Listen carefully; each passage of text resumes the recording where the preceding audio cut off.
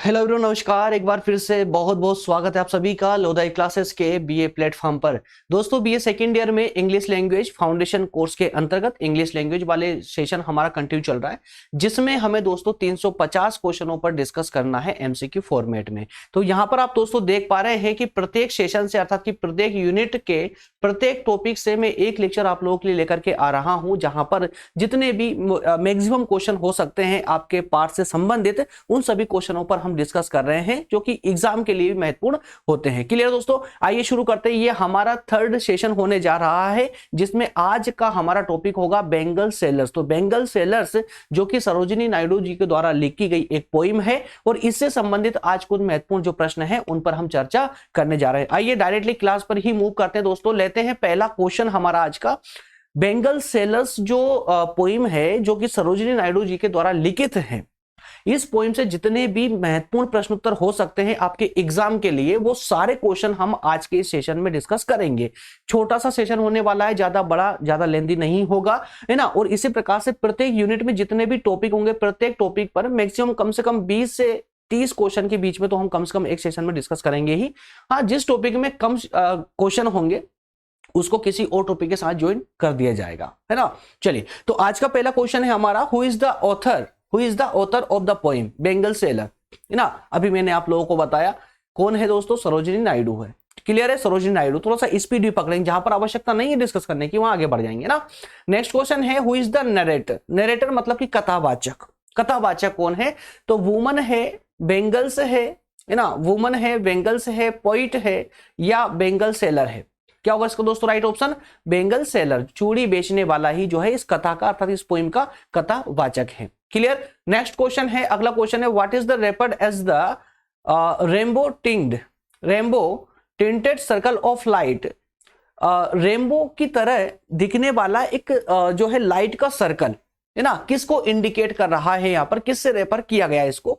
Bengal seller से किया गया है, या बेंगल से किया गया है, वुमन से, या फिर नन ऑफ देम से। तो दोस्तों रेनबो की तरह दिखने वाला लाइट का सर्कल जो है किस किस किस किस के साथ में इसका जो है तुलना की गई है, या कहे कि इसे किससे रेफर किया गया है। तो ये चूड़ियों के साथ इसकी तुलना की गई है। क्लियर है, चूड़ियों के साथ इसकी तुलना की गई, इसलिए ऑप्शन बी करेक्ट हो जाएगा। अगला क्वेश्चन है, नेक्स्ट क्वेश्चन है इसी सीरीज का, silver and blue as the. देखिए, एक बात मैं आपको एडिशनली बता दूं, क्वेश्चनों को आसानी से लगाना चाहते हैं आप लोग, तो इसमें जो स्टोरी दी गई, जो पोइम है, अगर एक बार उस पोइम को पढ़ करके अगर आप लोग आएंगे तो आपका एक क्वेश्चन लगाना बहुत इजी हो जाएगा, बहुत ही इजी हो जाता है, क्योंकि सारे जितने भी क्वेश्चन है ना इस पोइम से रिलेटेड ही है। और एक बार अगर आपने पोइम को पढ़ के अच्छे से समझ लिया तो कोई सा भी क्वेश्चन ऐसा नहीं होगा जिसका आंसर आप लोग ना दे पाओ। अब देखिए, silver and blue as the, अब इस क्वेश्चन से आप लोग क्या समझेंगे अगर आपने पोइम को नहीं पढ़ा है तो कुछ भी अंदाजा लगाया जा सकता है, लेकिन चूंकि हमको यहां पर आंसर पोइम के अकॉर्डिंग ही देना है, तो सिल्वर और ब्लू कलर की जो चूड़ियां है ना, चूड़ियों की यहां पर बात की गई है, बेंगल्स की बात की गई है, तो वो चूड़ियां जो है यहां पर देखिए 4 ऑप्शन दिए गए, ये किसकी तरह दिखती है ना, किसको इंडिकेट करती है। सिल्वर और ब्लू कलर की जो चूड़ियां होती है किसकी तरह होती है, माउंटेन मिस्ट की तरह होती है। माउंटेन मिस्ट का मतलब होता है पहाड़ों पर छाई हुई धुंध की तरह, है ना। तो जी हां, पोइम में यही बताया गया है, माउंटेन मिस्ट की तरह सिल्वर और ब्लू कलर की जो चूड़ियां होती है वो माउंटेन मिस्ट की तरह होती है, मतलब कि पहाड़ों पर छाई हुई धुंध की तरह होती है, जिसे वुमेन्स की जो 3 कैटेगरी, 3 पैराग्राफ बताए गए हैं, 3 स्टेज बताई गई है, उनमें से प्रथम स्टेज की महिलाएं इस प्रकार की सिल्वर और ब्लू कलर की चूड़ियों को पसंद करती है। क्लियर है, इसलिए इसका ऑप्शन जो है ए करेक्ट हो जाएगा। आइए नेक्स्ट क्वेश्चन लेते हैं, what are the colour mentioned in the second stanza of the poem. तो यहां पर कहा जा रहा है कि जो दूसरे स्तर की महिलाएं हैं, दूसरे स्तर का दूसरे स्टेज की दूसरे पैराग्राफ में जिन महिलाओं की बात की गई है ना, तो वो जो है उनके लिए कौन सा कलर जो है मेंशन किया गया है, या कहे कि the colour associate with the life of young maiden. तो युवा युवती के जीवन से संबंधित कौन से कलर की चूड़ियों को दिखाया गया है पोइम के अंदर, सिल्वर, ब्लू, येलो या पिंक। तो जो युवा युवतियां अर्थात की जो दूसरे स्तर की महिलाएं हैं, दूसरे स्टेज वाली, है ना, क्योंकि यहां पर नरेटर ने कहे कि हमारे जो है पोइट ने अर्थात सरोजिनी नायडू ने इस पोइम के अंदर जो है ना 3 स्टेज में महिलाओं को बताया है। प्रथम स्टेज वो शादी से पहले वाली है ना, जो कि लगभग शुरू से लेकर के 12-13 वर्ष की महिलाएं होती, लड़कियां होती हैं। उसके बाद की स्टेज में बताया गया है जो युवा युवतियां होती है, और तीसरे स्तर में, तीसरी स्टेज में बताया गया है जो शादीशुदा होती है ना, जो सक्सेसफुली अपने परिवार को चला रही है। तो ये 3 स्टेज की महिलाओं को बताया गया है, और कुल मिलाकर के इन तीनों स्टेज की महिलाओं के द्वारा कौन से कलर की चूड़ियों को पसंद किया जाता है। तो ये कहानी बिल्कुल इसी के इर्द गिर्द घूमती हुई नजर आती है। तो सेकंड स्टांजा मतलब कि सेकंड जो इसकी स्टेज है ना, सेकंड स्टेज में कौन से कलर की चूड़ियों की बात की गई है, सेकंड स्टेज की महिलाओं के लिए कौन से कलर की चूड़ियों की बात की गई है। और मैं आपको बता दूं सेकंड स्टेज में जो है यंग मेडन मतलब कि युवा युवतियों की बात की गई थी, और ये युवा युवतियां किस कलर की चूड़ियां पसंद करती है, सिल्वर, ब्लू, येलो या पिंक। तो मेरे प्यारे दोस्तों, इनके द्वारा ब्लू कलर की चूड़ियां पसंद की जाती है। किसके कलर की? ब्लू कलर की। पोइम के अकॉर्डिंग है ना, पोइम के अकॉर्डिंग। आपकी चॉइस कुछ अलग हो सकती है बट पोइम के अकॉर्डिंग। चलिए नेक्स्ट क्वेश्चन है, purple and gold flagged grey are associate with the which phase in the woman's life. अब यहां पर बताया गया है कि पर्पल बैंगनी और सुनहरी है ना, गोल्ड। उसके बाद फ्लैग्ड ग्रे गहरा भूरे कलर की जो चूड़ियां होती है, ये किसको मतलब महिलाओं के जीवन के कौन से भाग को या कौन सी स्टेज को इंडिकेट करती है, एसोसिएट करती है?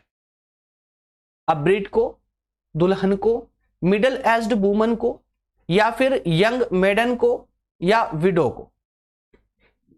तो यहां पर पर्पल और जो गोल्ड फ्लैग्ड ग्रे कलर की चूड़ियां हैं, ये इनको दर्शाया गया है मिडिल एज्ड वुमन के लिए, जो कि शादीशुदा है और सक्सेसफुली अपने परिवार का लालन पालन कर रही है, अपने परिवार को चला रही है, जिनकी विवाह हो चुका है, मतलब कि थर्ड स्टेज वाली महिलाओं के लिए इस कलर को चुना गया है यहां पर पोइम के अकॉर्डिंग। क्लियर है? तो a middle aged woman is a correct answer. Next question लेंगे। नेक्स्ट क्वेश्चन है, which one of the following is a metaphor for women's.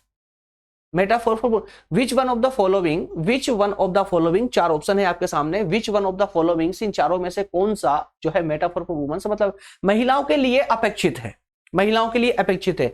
तो शाइनिंग लोड्स नहीं, rainbow, tinted circle of light, जी हां rainbow नहीं। ध्यान से सुनते चलिएगा, महिलाओं के लिए यहां पर क्या अपेक्षित किया गया है? शाइनिंग लोड्स, चमकता हुआ लोड भार, या लस्ट्रस टोकन चमकदार टोकन, या रेनबो टिंकल मतलब बताया था ना अभी मैंने आपको, लाइट के सर्कल से जैसे दिखने वाली मतलब कि चूड़ियां, बेंगल्स, या रेडियंट लिप्स एक अच्छा जीवन, एक रेडियंट लिप्स मतलब एक अच्छा जीवन। तो जी हाँ, अब महिलाओं के लिए यहां पर एक अच्छा जीवन अपेक्षित किया गया है, इसलिए ऑप्शन डी करेक्ट हो जाएगा। नेक्स्ट क्वेश्चन है, डेलिकेट मींस, डेलिकेट का मतलब क्या हुआ? Answer choice dirty, easily broken या हार्ड। तो डेलिकेट का मतलब क्या होता है दोस्तों? डेलिकेट का मतलब होता है नाजुक। क्या होता है? नाजुक, है ना। तो नाजुक का मतलब क्या है इस पोइम के अंदर? भाई चूड़ियों को डेलिकेट बताया गया है, नाजुक बताया गया है, इसलिए यहां पर ऑप्शन सी करेक्ट हो जाएगा, इजीली ब्रोकन, है ना, जो आसानी से टूट सके। क्लियर है? चलिए नेक्स्ट क्वेश्चन लेंगे। अगला क्वेश्चन है, ringing sound of bell is called. तो घंटी के बजने पर जो से ध्वनि निकलती है, उस ध्वनि को क्या कहा जाता है? आंसर चॉइस टिंकलिंग, जी हां टिंकलिंग कहा जाता है, दैट्स ऑल, टिंकलिंग कहा जाता है ना, खटकना। क्लियर है? खटकना, टिंकलिंग। चलिए नेक्स्ट क्वेश्चन है, अगला क्वेश्चन लेंगे, क्वेश्चन नंबर 10 है इसमें। लस्ट्रस मींस, लस्ट्रस का मतलब क्या होता है? चमकदार, है ना, चमकदार, चमकता हुआ, लस्ट्रस। तो इसका जो है चमकदार मींस, तो अब ध्यान दीजिएगा, इस लस्ट्रस का जो प्रयोग किया गया है इस पोइम के अंदर, अब चूंकि किसके लिए किया गया है वो मायने रखता है ना। तो यहां पर डल, वाटरी या सिनी, ये साइनी बोल दीजिए, है ना। तो देखिए यहां पर अगर आप जो है पोइम को नहीं पढ़ते हैं तो आप 100% सी को टिक मार करके आएंगे, सी को टिक मार करके आएंगे, क्योंकि लस्ट्रस और साइनी लगभग दोनों में एक समानता नजर आ रही है ना, इसलिए वाटरी। अब चूंकि यहां पर लस्ट्रस शब्द का जो प्रयोग हुआ है, वर्ड का जो प्रयोग हुआ है ना पोइम में, वो चूड़ियों के लिए हुआ है, तो चूड़ियों का लस्ट्रस मतलब चमकना, चमकना कोई शाइनिंग के लिए नहीं, बल्कि वो वाटरी के लिए प्रयोग किया गया है कि जो पानीदार चूड़ियां होती है ना, उनके लिए लस्ट्रस शब्द का प्रयोग किया गया है पोइम के अंदर। इसलिए ऑप्शन यहां पर बी करेक्ट हो जाएगा। क्लियर है, ऑप्शन बी करेक्ट हो जाएगा। चलिए नेक्स्ट क्वेश्चन लेंगे। क्वेश्चन नंबर 11 है, word used in the poem for peaceful and काम इज। तो पोइम में जो इस शांति वाला जो वर्ड यूज किया गया है, शांति वाला वर्ड यूज किया गया है, क्या है ये? ट्रैंकुल है, एग्लो, बोरो। ट्रैंकुल के लिए मतलब कि शांति के लिए, है ना। इससे प्रश्न हालांकि पूछे जाते हैं, इसमें कुछ खास नहीं। इससे प्रश्न वही पूछे जाएंगे जो डायरेक्टली आपकी पोइम से रिलेटेड होगा, डायरेक्टली पोइम से। एग्जाम में मैक्सिमम क्वेश्चन कैसे आते हैं दोस्तों? अगर कोई पोइम से क्वेश्चन आ रहा है तो वो डायरेक्टली पोइम से ही कनेक्टेड होता है, वही क्वेश्चन आता है ना। हालांकि ये भी बिल्कुल पोइम से ही कनेक्टेड है, याद रखिएगा। या पीसफुल और काम की बात की जा रही है, तो यहां पर कहा जा रहा है कि अगर उन महिलाओं को अपनी एज, अपने ग्रुप के अकॉर्डिंग, अपनी इच्छाओं के अकॉर्डिंग अगर उनको चूड़ियां मिल जाती है तो वो खिलखिला उठती है, वो खुश हो जाती है, और उनके खुश होने से पूरा परिवार खुश हो जाता है। तो महिलाओं की खुशी को जो है यहां पर जो है उनके पीस या काम के अनुसार बताया जा रहा है, और वो भी चूड़ियों के कारण, ठीक है ना।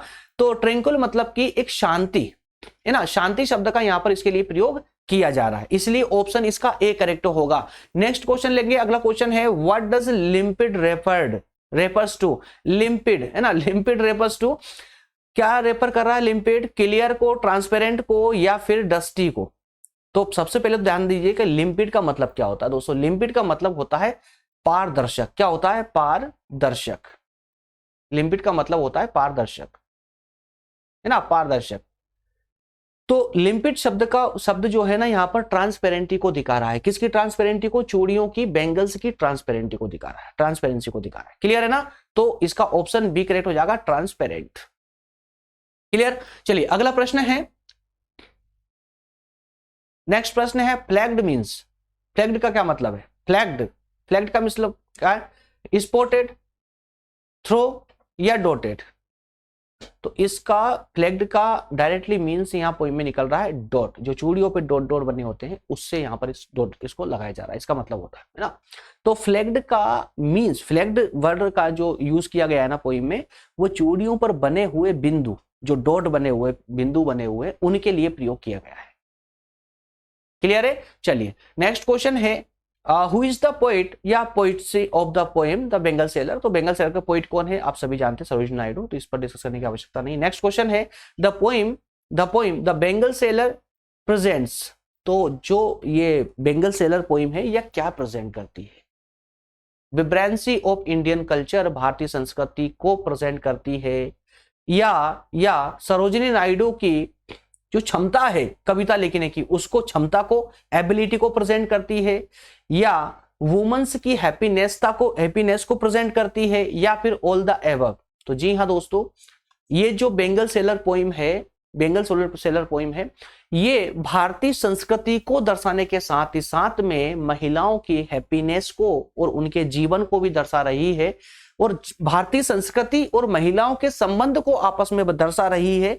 और ये सब जो है उन्होंने एक साधारण सी पोइम के माध्यम, साधारण सी कविता के माध्यम से सरोजिनी नायडू ने जिस प्रकार की काबिलियत अपनी बताई है, दर्शाई है, उससे ये होता है कि ऑप्शन बी भी करेक्ट हो जाता है। नायडू की पोइट एबिलिटी को भी ये दर्शा रही है, इसलिए ऑप्शन डी करेक्ट हो जाएगा। ये तीनों ऑप्शन करेक्ट है, राइट है। क्लियर। चलिए अगले प्रश्न पर मूव करते हैं। अगला प्रश्न है, the poem Bengal seller is a rich. तो जो पोइम है बेंगल सेलर, ये समृद्ध है। क्यों? किस कारण से समृद्ध है? समृद्ध मतलब अच्छी पोइम है, काफी प्रसिद्ध हुई है। किस कारण से? कलर इमेजिनरी के कारण हुई है, कि अलग अलग स्टेज की महिलाओं के लिए अलग अलग कलर को चूज किया इसलिए, या इंडियन भारतीयता के लिए, कि भारतीय संस्कृति और महिलाओं का रिश्ता बताया गया इसलिए, या फिर लिरिकल क्वालिटी के लिए, अच्छी क्वालिटी के लिए, या फिर ऑल द एबव, सभी के लिए। जी हाँ, ऑल द एबव, सबके लिए। क्लियर। चलिए नेक्स्ट क्वेश्चन है, the bangles are indicate of women's. चूड़ियां महिलाओं को दर्शाती है। क्या महिलाओं की किस चीज को दर्शाती है? प्योरिटी को दर्शाती है, मैच्योरिटी को। चूड़ियां में फिर क्वेश्चन रिपीट कर रहा हूं, bangles are indicative of women's. है ना, महिलाओं की किस बात को ये चूड़ियां दर्शा रही है? प्योरिटी, मैच्योरिटी, डिजायर या हैप्पीनेस को? तो यहां पर ऑप्शन डी करेक्ट होगा। चूड़ियां पोएम के अकॉर्डिंग महिलाओं की हैप्पीनेस मतलब की प्रसन्नता को दर्शा रही है। नेक्स्ट क्वेश्चन है, अ brides desire is symbolised bye. तो ब्राइड्स एक दुल्हन की इच्छा है, किसको दर्शाती है, किसका सिंबल है? Tranquil bro of Woodland stream का, या फील्ड्स ऑफ सनलाइट कॉर्न का, या फिर flame of her marriage fire का, या न्यू वॉर्न लिप्स का?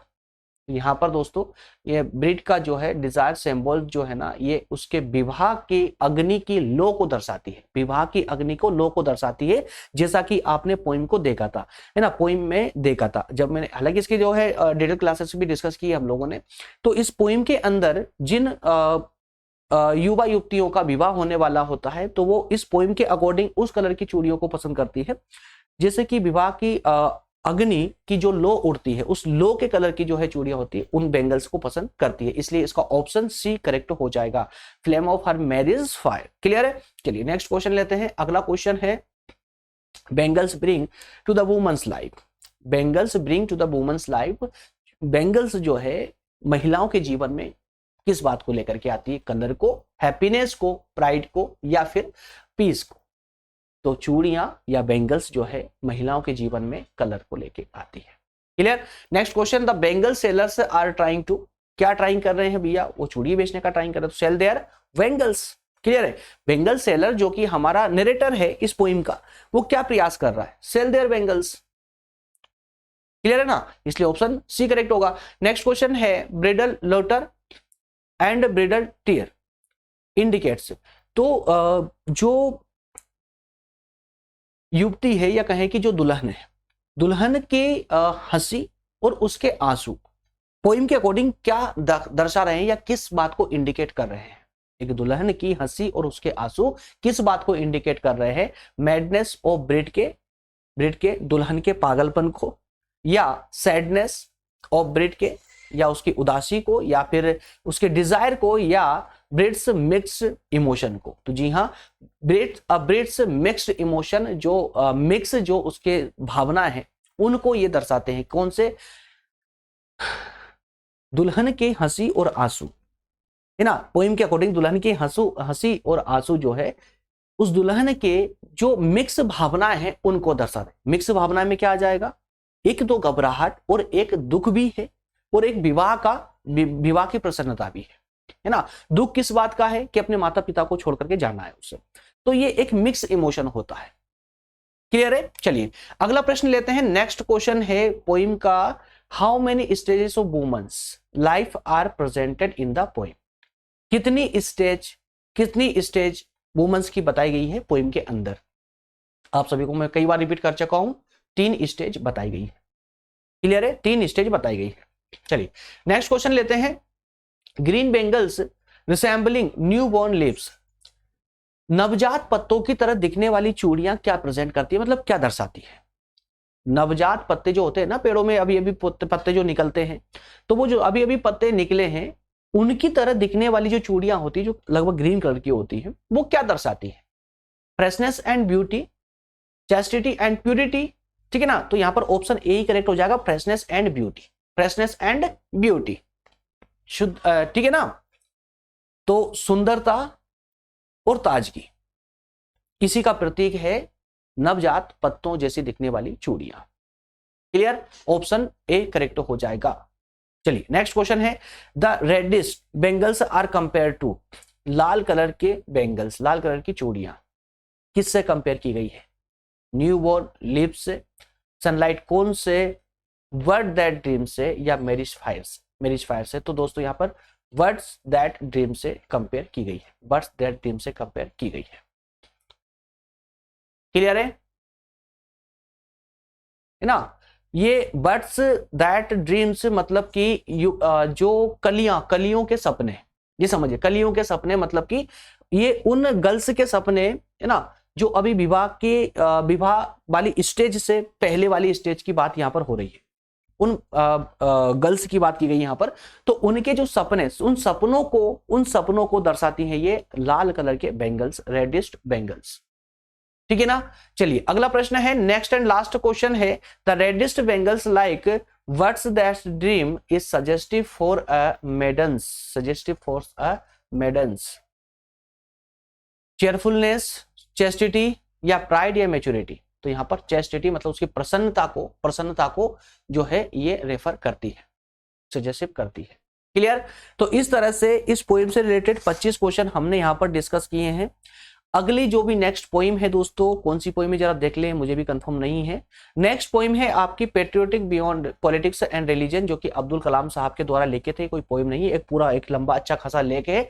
तो इस पर जो इसमें जो है 10 क्वेश्चनों को हमें डिस्कस करना है। तो जैसा मैंने अभी बताया आप लोगों को, तो 10 क्वेश्चन के लिए तो एक सेशन लेंगे नहीं, तो एक काम करते हैं, लेटर टू गॉड वाली जो पोइम है ना, इसमें 40 क्वेश्चन है ना, इसमें 40 क्वेश्चन है, तो इन दोनों को हम ज्वाइन कर देते हैं। तो कोशिश करेंगे कि नेक्स्ट सेशन में 50 क्वेश्चन एक साथ डिस्कस कर ले। थोड़ा सा सेशन लंबा होगा लेकिन 50 क्वेश्चन एक साथ ही कवर हो जाएंगे। उसके बाद में God see the truth but weights, ये वाली जो पोइम है इसमें 25 क्वेश्चन है, तो एक सेशन मात्र इस पर हो जाएगा। तो कुल मिलाकर के 2 सेशन इसमें और लेकर आएंगे, इसी के साथ में फर्स्ट यूनिट आपकी कंप्लीट हो जाएगी। और उसके बाद सेकंड यूनिट में लगभग 2 सेशन होंगे, थर्ड यूनिट में भी 2 सेशन होंगे। तो इसी प्रकार से छोटे छोटे है ना, ज्यादा समय नहीं लगेगा और जल्दी ही आपका ये फाउंडेशन कोर्स में इंग्लिश अंग्रेजी जो है इंग्लिश लैंग्वेज कवर हो जाएगा, कंप्लीट हो जाएगा। और इसके बाद में हम बात करेंगे इसकी जो है आपकी हिंदी की क्लासेस अभी चली रही है, तो हिंदी और इंग्लिश को हम एक साथ निपटा रहे हैं, कंप्लीट कर रहे हैं, है ना। उसके बाद में जो आपके 2 सब्जेक्ट और बचते हैं, महिला सशक्तिकरण और उद्यमिता विकास, उन 2 को भी जल्दी स्टार्ट करके और साथ में कवर कर लेंगे। क्लियर है। एग्जाम से पहले दोनों पार्ट कंप्लीट हो जाएंगे आप लोगों के, बिल्कुल निश्चिंत रहिएगा आप लोग। ओके दोस्तों, मिलते हैं नेक्स्ट सेशन में, हालांकि क्लासेस 6 बजे होने वाली थी लेकिन लेट चल रही है।